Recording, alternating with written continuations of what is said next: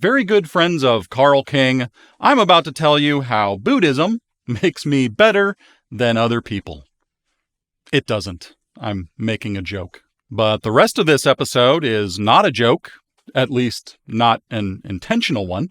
I'm going to share some common ideas from the worlds of Eastern philosophy and Stoicism, and how they have helped me be not better than other people.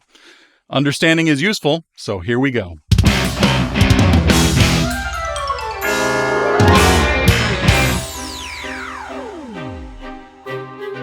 I'm Carl King, and this is The Carl King Show, where every week, almost, we learn about music, filmmaking, and creativity. If you like this show, head over to patreon.com/Carl King and join for just $1 or $5 per month. Or send a tip through PayPal or Venmo to username Carl Kingdom. Special thank you to my Illusionist $51 level patrons, Hank Howard III, Sean Motley, and Chubode. Quick shout out to my music endorsements, Vienna Symphonic Library, Fractal Audio, Ernie Ball Strings, Tune Track, and Millennia Media. Now, let's get this episode beginned.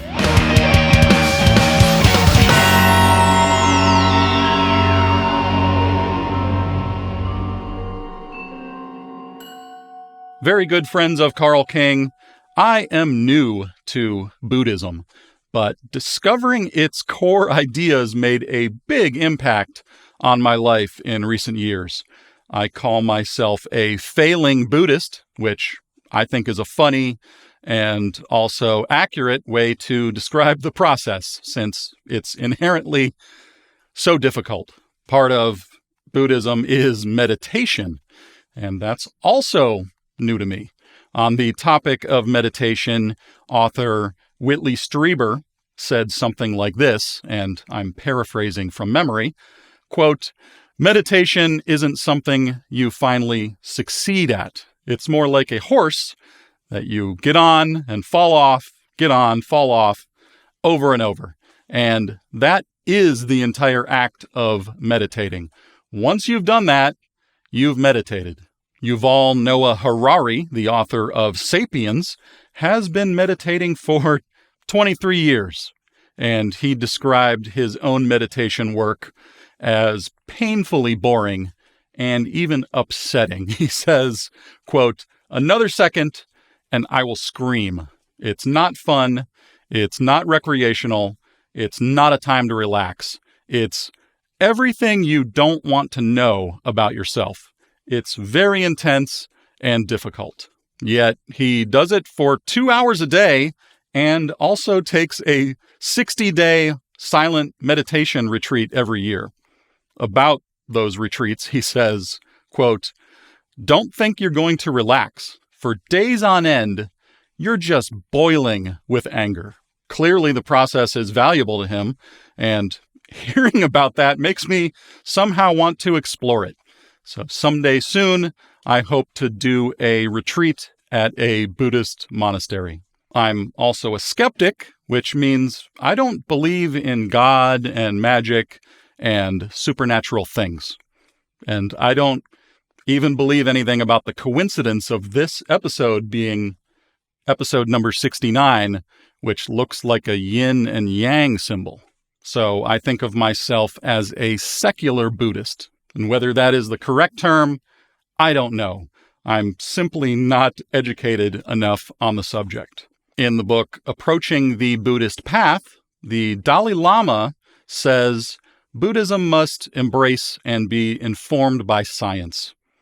When he learned that, contrary to Buddhist scriptures, the earth was not flat and revolved around the sun, the Dalai Lama was quick to say, quote, "If science conclusively proves something, we should accept it and not adhere to the spiritual pronouncements to the contrary," unquote. And I've never heard another leader of a worldwide religion say that. So today, I want to share some common ideas from the worlds of Eastern philosophy and Stoicism. You can find these things discussed by Sam Harris, Thich, Nhat, Hanh, the Dalai Lama, Marcus Aurelius, Eckhart Tolle, Alan Watts, Jim Carrey, Ram Dass, Krishna consciousness, and countless others. I happen to hear some of these ideas directly from guitarist Steve Vai and even the movie Fight Club. So these ideas have been around forever, and it doesn't matter where we hear them or who says them. So there's nothing new here, and I am simply putting it in my own words. Now, the central premise of today's episode is this: stepping off the treadmill of consumerism and experiencing disillusionment, but in a good way.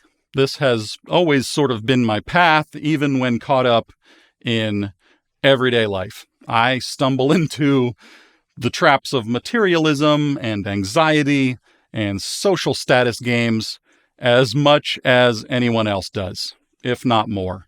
So this is exactly why I care about this topic so much. I'm not preaching anything that I don't need to hear myself every day. In a previous episode called Does Reality Actually Exist?, I referenced two neuroscientists, Anil Seth and Donald Hoffman, and they have both concluded that each of us largely experiences the world as a self-generated hallucination. Their scientific explanation of it makes sense to me and actually aligns with Buddhism.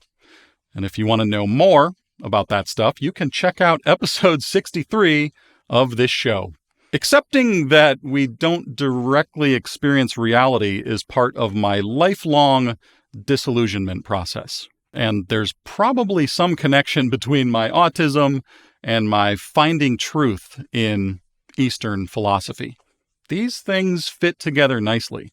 As I said in my most recent episode, when I mentioned PTSD and autism, it can be hard to pull these things apart. So I think Buddhism, PTSD, and autism are intertwined parts of my material self, and it feels like a chicken or egg question. Am I going to shave my head and wear a robe? I doubt it. I'm not a devout Buddhist or monk. The Dalai Lama basically says we should take what we can from Buddhism and just leave the rest. So I hope some of these ideas help someone out there as much as they have helped me. Now, here are 43 numbered ideas which can either stand alone or flow in order. Number 1, in Eastern philosophy, there's an analogy of a film projector.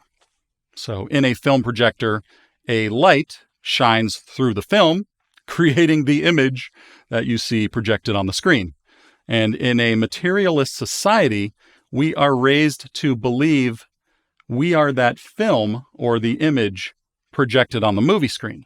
We are taught to find ourself there in that illusion, to identify with things that we do and think and feel, and also the things that we buy and put in our houses. But what if those things are not who we are?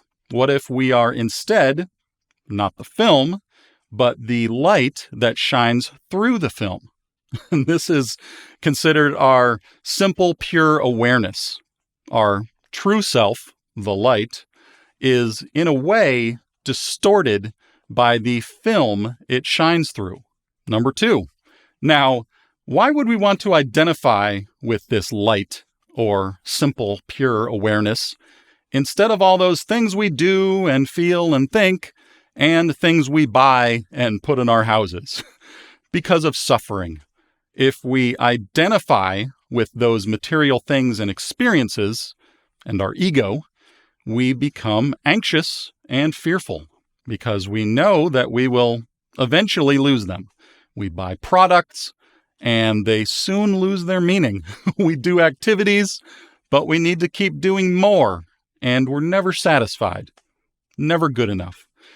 Eastern philosophy suggests that we stop placing our self-worth and identity within those things.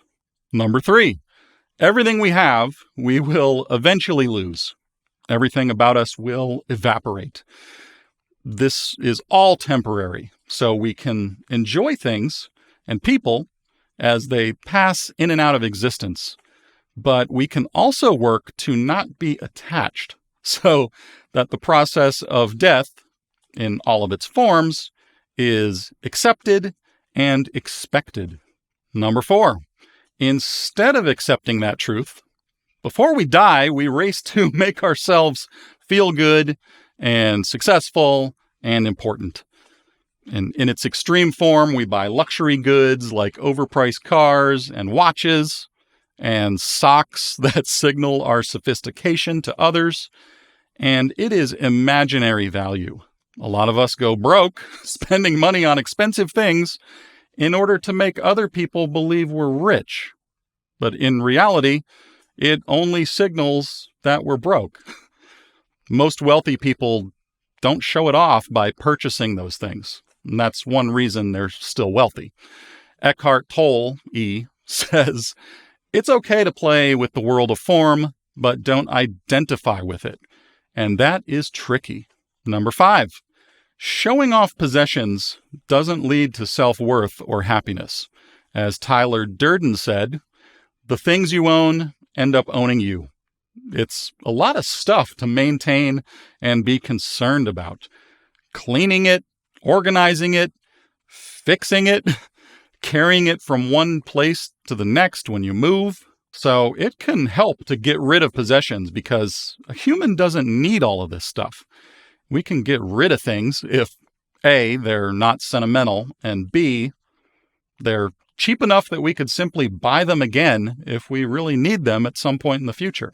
We go out and we see something in the world and we like it, but that doesn't mean we need to have it in our house.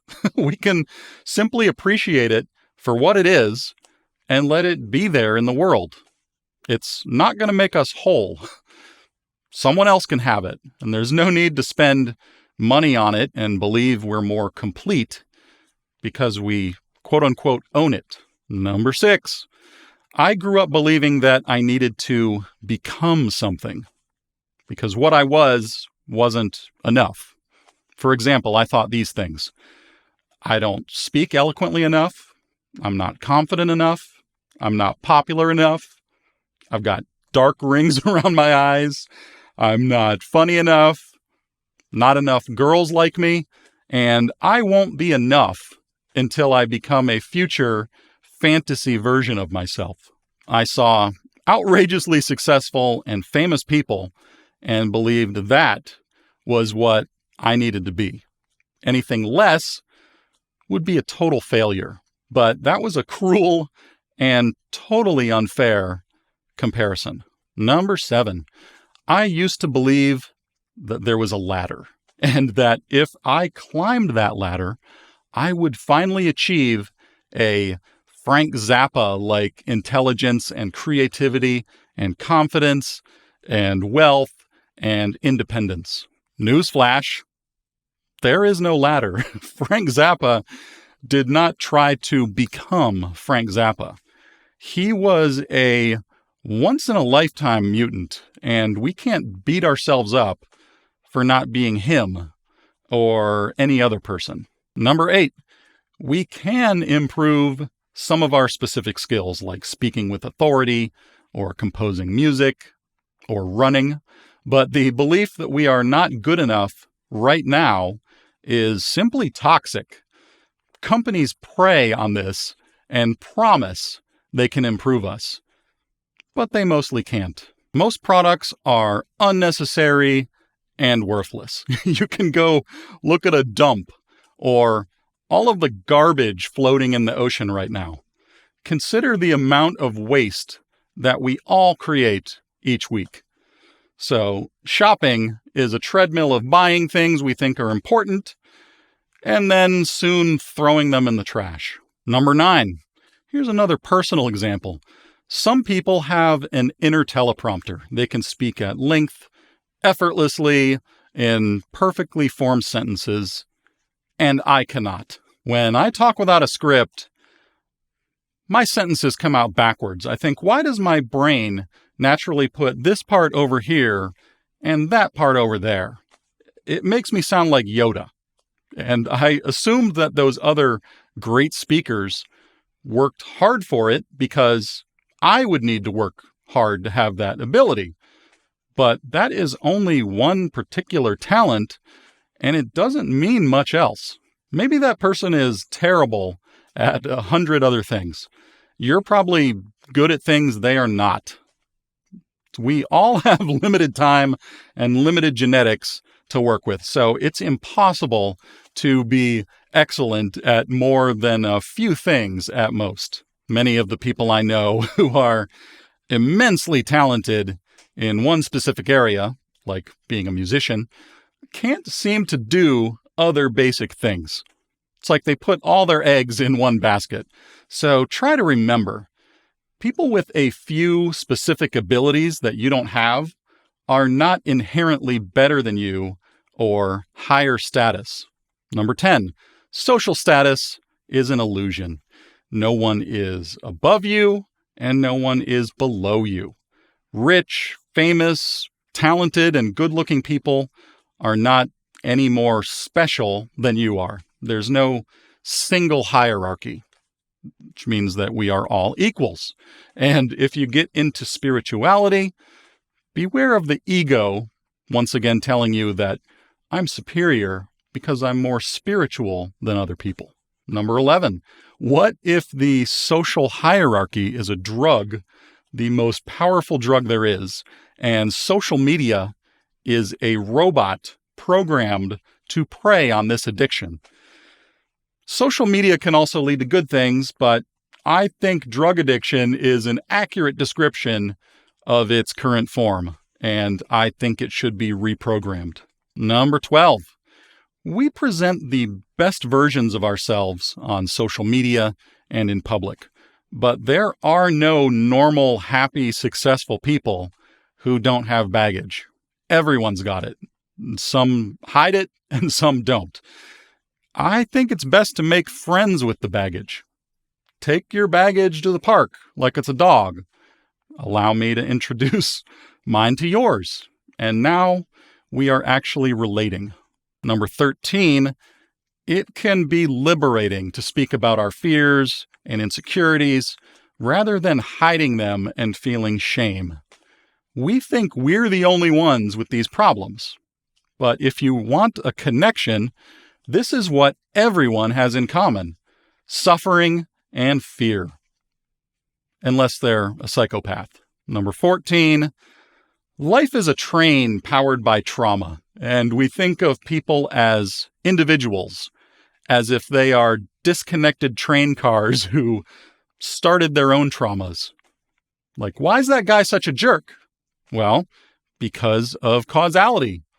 All of the train cars are joined together, and we are those train cars, and the trauma train rolls forward for generations, pushing forever. Number 15, can we fix our traumas? That's hard to say, because those traumas are part of what creates our material selves. If we're lucky, those traumas can teach us. Eckhart Tolle says something like, suffering is the path to change. So we will always suffer, but how much of it is needless? Can it be reduced? And what type of suffering do we want? These are good questions. Can we reach a state of mindful perfection and live a life with zero suffering? I would not sign up for a course that promises that. Number 16, speaking of suffering, what makes you cringe? I try to push myself to see beyond those things that make me cringe. It could be music, films, books, and even people. I recommend going deeper sometimes. It can be useful to set your opinions aside, because there can be value hiding on the other side of the cringe. Be open to questioning your own tastes and be open to change. Number 17, just because you did something for a long time doesn't mean you need to keep doing it. You can stop doing it today. You can go back to doing it tomorrow. You can abandon any project and start over. And mostly no one cares. If someone does care, that's their own business. That's their own problem to deal with. Number 18, there is no single special thing you were meant to do. You don't need to hurry up and figure out what your life calling is. This is a fantasy perpetuated by a few rich and famous people who have easy to see and easy to capitalize on talents. It's healthier to focus on your own path that's right in front of you. What do you want to do, and what actually makes you feel good in itself? Or maybe you simply want to help others, and that makes you feel good. Well, the world needs people who do that. Number 19, ask yourself, do you enjoy doing the thing, or do you only enjoy the fantasy you have in your mind of doing the thing? Are you pursuing an illusion, or are you able to appreciate what is happening here and now? Number 20, the expectations of others are largely in your own imagination. It's surprising to find out how many people truly don't care what you do. And I've found this time and again. It's actually a cognitive bias called the spotlight effect. We are not the center of everyone else's universe. People don't care what we're going through as much as we assume they do, because they have their own major problems to focus on. Number 21, don't fall for life story anxiety. Your life isn't a story you need to write and then live up to. We might get caught up in the infinite growth paradigm, as if every year we need to earn more money, have a more important title, win more awards, sell more t-shirts, or work with even more famous people. None of that has to matter, because you're not a resume or a Wikipedia entry or a list of credits. Life stories are illusions because your life is you here today. Number 22, no one's life can be summed up and reduced to a single job title. That's an industrial factory worker 50s mentality. You are not your job. You're not the one thing that you do. So don't feel you've failed by changing paths and doing something else. You can keep moving forward and growing. Or don't. It's okay to simply be. Number 23, it's perfectly okay to do nothing. Our society has moralized being busy. And if you don't make enough money, you're called lazy. But working is not the only way to be valuable or contribute value to society. Your worth is not determined by what you do. You are 100% valuable simply by being alive. And unfortunately, capitalism is out of sync with this, and this will need to change. Number 24, we are life forms that evolved from more primitive creatures. And those primitive creatures' brains are still physically inside us, driving much of our behavior. And those behaviors don't go away after only 300,000 years. So, of course, those behaviors seem silly. Except that some of the time, you're a silly creature that does things for silly reasons. Say to yourself, that's just my silly creature behavior doing that. Don't judge yourself. Let it pass, because urges and emotions come and go. Don't identify yourself with them. Number 25, I think there is a part of the brain that enjoys being upset. And I think that part of the brain is called the amygdala. That's its job. It looks for threats, it gets mad, and it runs from danger. It loves to be angry at music and people that it doesn't like. It tries to find enemies. You can't shut it off, and maybe the more you use it, the stronger it becomes. So try not to get upset unless your life is actually in danger. Number 26, learn to observe your thoughts and feelings. It's like a second brain climbing outside of your first brain and watching it. I don't know how that's technically possible, but I find it incredibly helpful. In a conflict with another person, imagine yourself floating above, watching the two people fighting. Try to be a neutral observer, looking down at these poor humans, caught in their pain, misunderstanding everything, and blaming each other. They are both the problem. Number 27. A lot of things, more than we want to believe, are totally out of our control. We take credit, and we believe we're so important, but most of life is simply genetics and causality. It's even possible we have no free will, and we are only along for the ride. I believe that is true ultimately, which would mean even this episode was predetermined. Number 28. It's okay to not know things. It's okay to be wrong, and it's okay to not have an answer or a solution right now. That goes for both you and others. Number 29. When someone does something you don't like, try to see the motivation behind the motivation. Can you see it? Maybe not, but it's there, and it is likely pain. Number 30. Anger is a mask for fear. So when you're angry, ask yourself, what do I feel threatened by? What weakness am I hiding? An angry person is a person in pain, or as Buddhists call it, suffering. Number 31. I recently arrived late for my therapy session, and my therapist said, "It's my job not to get offended." And I thought, that is profound, and I laughed to myself. Isn't that everyone's job here on earth? That might be the meaning of life. Number 32. Some people feel good all over when they rev their car engines, and some people feel good all over when they read a book. I try to remember that when someone revs their car engine. But when I hear that sound, I experience trauma. I have flashbacks of car accidents.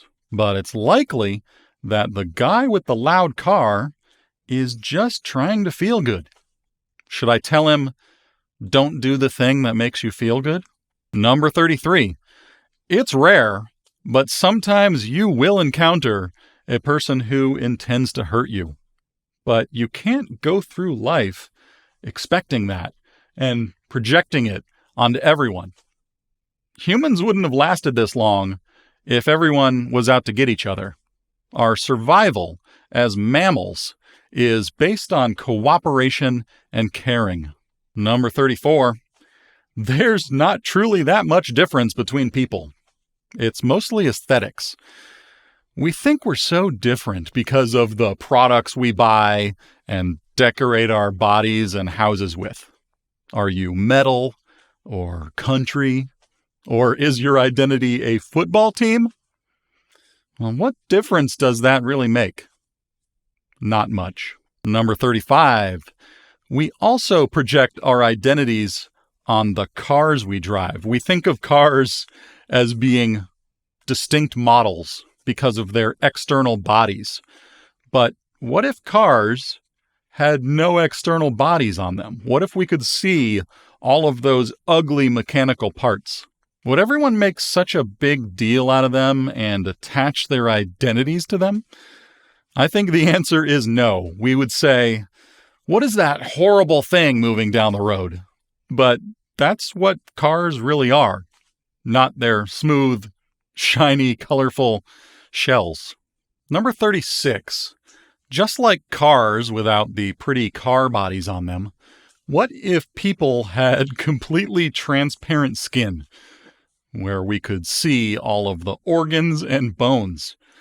It would terrify most of us, but those things are there always. That's what we are, even more than our skin.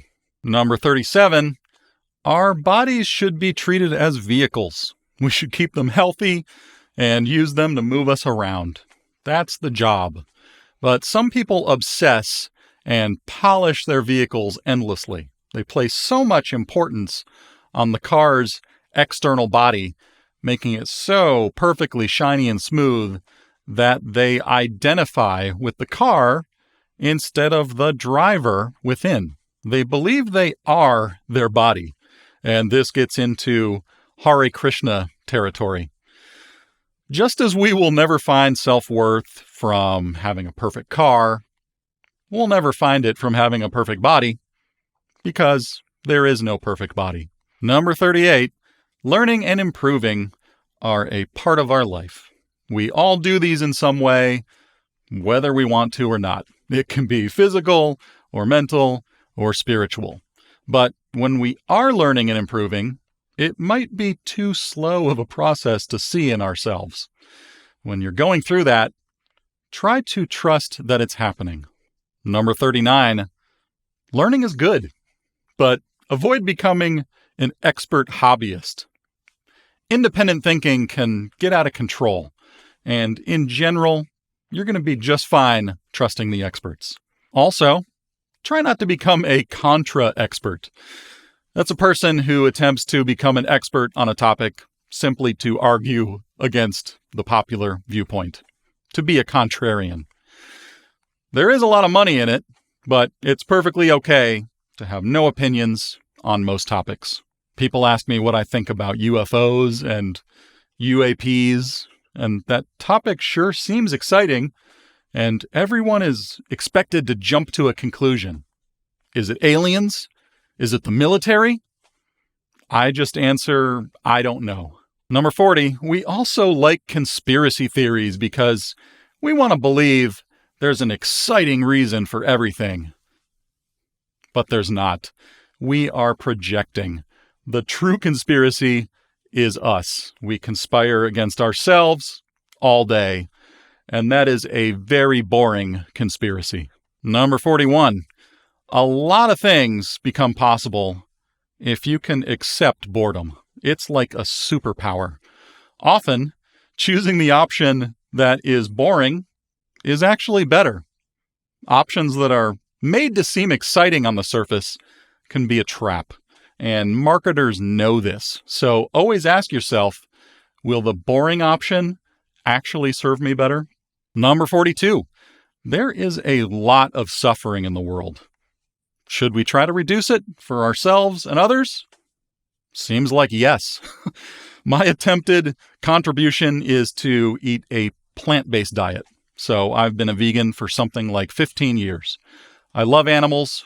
I believe they are people, and I hope it's helping them.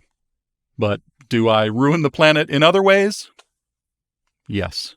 And finally, number 43, it's possible for one person to change the world, but it's unlikely. Still, it doesn't hurt to try. Now, what do all of these ideas do for me? Absolutely nothing. Don't worry, I'm joking again. Life is never easy, but Buddhism and Stoicism bring me more peace and help me not get caught up in everyday things. I can more easily let go of anger and my desire to have conflict. I waste way less time and energy criticizing others. I can focus on my own problems. I take things less personally, and I can have just a little bit more compassion for people, even the ones who don't like me. And finally stepping off of that treadmill of consumerism, at least sometimes. To many, I'm sure this all sounds like gibberish. 5 years ago, I might have thought the same.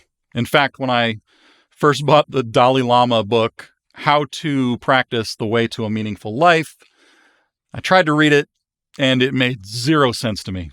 I thought, oh well, waste of money, and I put it on the shelf. And years later, I opened it, and it was exactly what I needed. In the end, some of us are into this stuff, and some of us aren't. And that's okay. As a hippie might say, we are all on our own trip. Okay, that's the end of this episode of The Carl King Show. Remember to subscribe on Spotify, Apple, YouTube, or anywhere else you consume these dang episodes. And if you like this show, support the creation of more episodes by joining my Patreon for $1 or $5 a month. That's patreon.com/Carl King. Or send a tip through PayPal or Venmo to username Carl Kingdom. Thank you to my little production team, my script editor Chris Higgins, and my transcriptionist, Eric Alexander Moore. My Patreon patrons help me to also pay those guys. And a special thank you to my $51 a month patrons at the special illusionist level, Chubode, Sean Motley, and Hank Howard III. And thank you to all of the very good friends of Carl King for joining me. And as I always say, you're empty, so are you.